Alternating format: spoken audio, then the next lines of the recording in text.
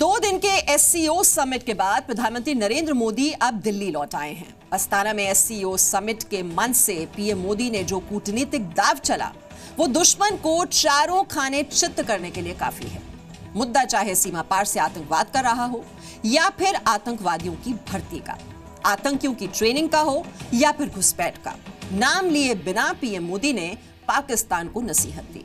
तो देश की संप्रभुता का जिक्र करते हुए पीएम ने चीन को भी यह बता दिया कि देश हित और देश का सम्मान सबसे पहले है।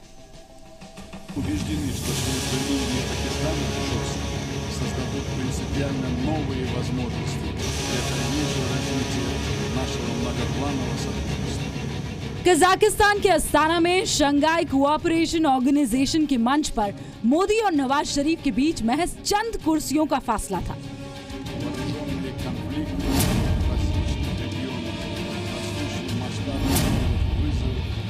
लेकिन इसी राउंड टेबल पर मोदी ने पाकिस्तान से उपजने वाले आतंकवाद पर सीधी चोट की। प्रधानमंत्री मोदी ने आतंकवाद पर नवाज शरीफ को खरी खोटी सुनाई। जिनपिंग की मौजूदगी में मोदी ने शीशे की तरह साफ कर दिया कि आतंकवाद की जड़ पर चोट किए बगैर बात नहीं बनेगी। आतंकवाद मानव अधिकारों तथा मानव मूल्यों के सबसे बड़े उल्लंघनकारियों में से एक है, अतः आतंकवाद तथा अतिवाद के खिलाफ संघर्ष एससीओ के सहयोग का अहम भाग है। अस्ताना में गुरुवार की रात लीडर्स लाउंज में जब प्रधानमंत्री नरेंद्र मोदी और नवाज शरीफ का आमना सामना हुआ था, तो मोदी ने नवाज की तबीयत के बारे में पूछकर उन्हें शिष्टाचार का पाठ पढ़ाया और अगले ही दिन पीएम मोदी ने आतंकवाद पर नवाज के चेहरे से झूठ का नकाब उतार दिया। मुद्दा चाहे रेडिकलाइजेशन का हो, टेररिस्ट की रिक्रूटमेंट का, उनकी ट्रेनिंग का अथवा फाइनेंसिंग का, जब तक हम सभी देश मिलकर इस दिशा में कोऑर्डिनेटेड तथा सशक्त एफर्ट्स नहीं करेंगे, तब तक इन समस्याओं का समाधान असंभव है। मोदी के ठीक बात बोलने की बारी नवाज शरीफ की थी। नवाज ने फिर वही झूठ एससीओ के मंच से बोला जो वो यूएन समेत कई बार दुनिया के सामने बोल चुके हैं। आतंकवाद फैलाने वाले मुल्क ने अपने आप को आतंकवाद का पीड़ित बता दिया। Mr. President, we fully endorse the SCO's resolve to fight the twin evils of terrorism and extremism. Pakistan has fought its own fierce war against international terrorism and violent extremism, and with the grace of God, we have been able to turn around the security and economic situation in our country. लेकिन जैसे ही नवाज शरीफ ने अपना भाषण खत्म किया, तब क्या हुआ ये देखिए।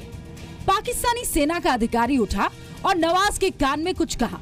नवाज ने भी सेना के अधिकारी की बात ध्यान से सुनी।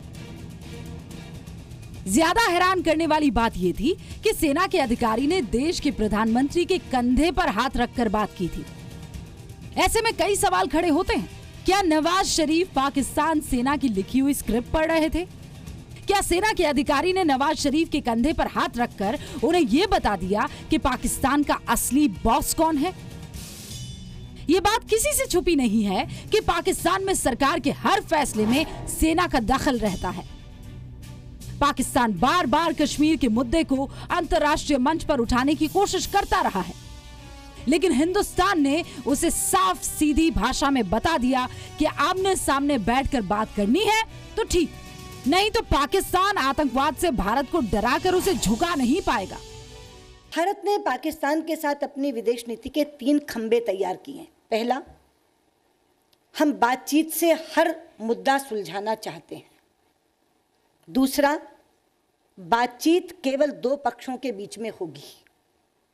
किसी दूसरे समूह, किसी दूसरे देश, किसी दूसरी संस्था की मध्यस्थता हम स्वीकार नहीं करेंगे।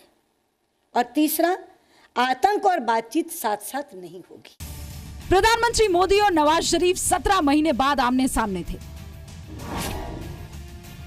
पीएम मोदी नवाज शरीफ और पाकिस्तान को पहले ही बता चुके हैं कि बॉर्डर पर हमारे जवानों के साथ बर्बरता करने वाले पाकिस्तान को उसी की भाषा में जवाब दिया जाएगा, और जवाब मिल भी रहा है। एक गुड टेररिज्म और बैड टेररिज्म चल रहा है।